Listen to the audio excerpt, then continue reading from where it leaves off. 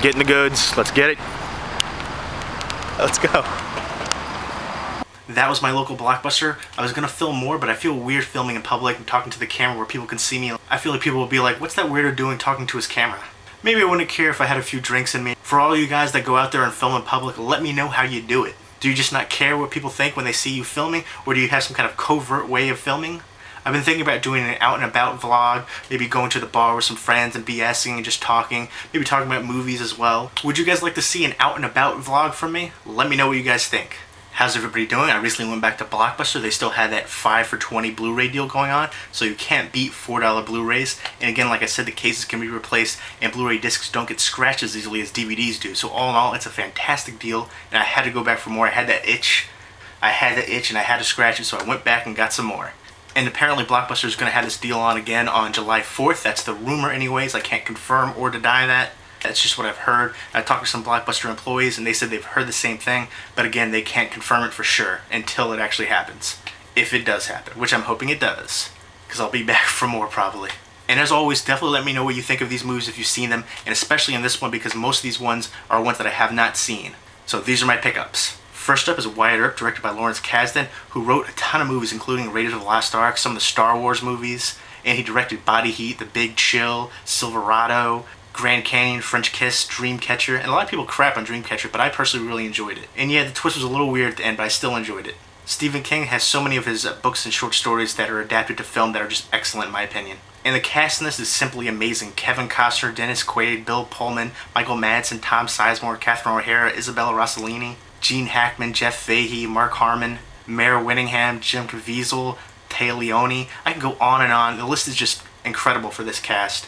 And I personally love this movie. I love Wyatt Earp. I love Tombstone. Great cast, great Western type movies, and it just shows an insight of the life of Wyatt Earp, his ups and downs. Great find for the price. And next up is Run, Fatboy Run, and this was written by Michael Ian Black and Simon Pegg. And this is the feature film directorial debut of David Schwimmer from Friends, Ross. And I personally love this movie. I thought it was hilarious. It's basically about Dennis, played by Simon Pegg, who basically left his pregnant fiancée at the altar and ran away, and then 5 years later, he's trying to win her back, and he goes in this race, and he tries to prove his love to her. And Thandie Newton, who's absolutely gorgeous, she plays the love interest, and Hank Azaria plays the new boyfriend. And it's just a lot of fun. Very entertaining movie. If you like fun comedy movies, I definitely say check it out. I was a bit apprehensive at first, seeing some of this movie, because a lot of times I'm not a big fan of British comedies. Sometimes it just doesn't translate over, but this one really worked for me. Next up is Lonesome Dove. This was a TV miniseries from 1989. I never saw the full thing of it, but I saw a lot of it, and what I did see of it I really enjoyed, so I had to pick it up. I saw this, there was only one of them there, and this is the 2-disc collector's edition, and it has both discs right there. $4, you can't beat that. I'm amazed that the Blockbuster ones that have 2 discs actually have both discs. And it's basically about 2 former Texas Rangers that basically just moved from the South to Montana. And they just run across all kinds of problems and lots of casualties happen. And the cast was just phenomenal in this. Robert Duvall, Tommy Lee Jones, Danny Glover, Angelica Houston, D.B. Sweeney, Robert Urich, Ricky Schroeder from Silver Spoons. And I know he goes by Rick now, but on the back of here it actually says Ricky Schroeder. You probably can't see that, but I swear it says Ricky. I just think it's kind of funny, really. And Diane Lane is in here as well. Very excited to pick this up, and I'm finally going to watch this all the way through. Looking forward to it. 373 minutes worth.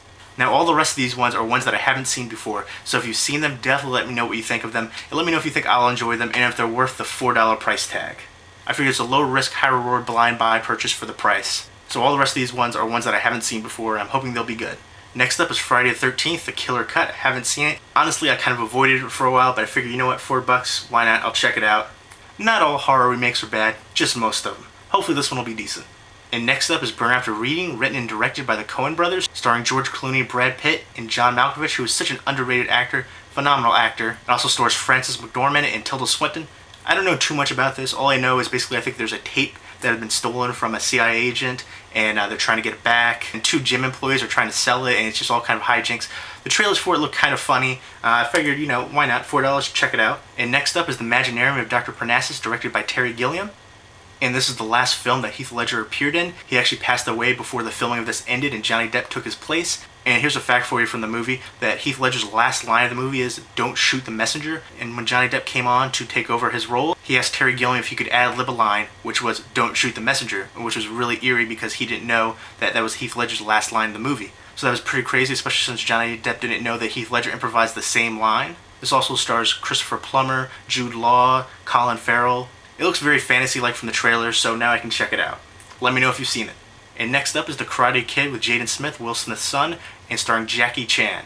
Now, I haven't seen it. I basically avoided this one as well. It just didn't look like something that would interest me, but I heard a lot of positive reviews for this, so I figured, you know what? I'll give it a chance and check it out. $4. Why not?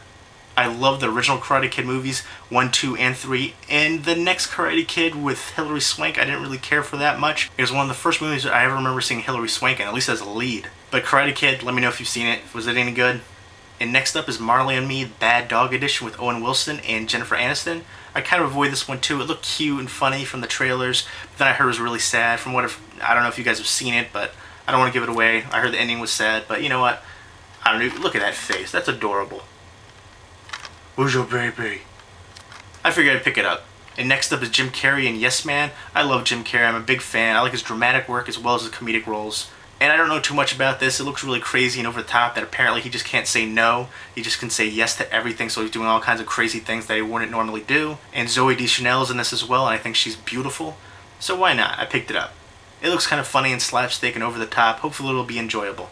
And next up is The Runaways with Kristen Stewart and Dakota Fanning. Look how grown up Dakota Fanning is. I remember her just like this little kid, and she's all grown up now. It's crazy. I know a lot of people like drool over Kristen Stewart. I'm just not that big of a fan. I'm not a big fan of her acting. And I think she's cute. I mean, I wouldn't kick her out of bed, but I don't think she's all that. I don't know. I always see people go on and on about her, but whatever. Basically, it's a biopic about the 70s girl band The Runaways starring Joan Jett. Haven't seen it, haven't heard too much about it. Figured why not? I'll check it out. So those were my 10 pickups. You can't beat the price, $4 a piece for Blu-rays. So there you go right there, $42 and change. Can't beat that price. So let me know what you think of these pickups, and if you've seen any of them, let me know what you think of them. Leave me a comment down below. I hope everybody's doing well. Take care.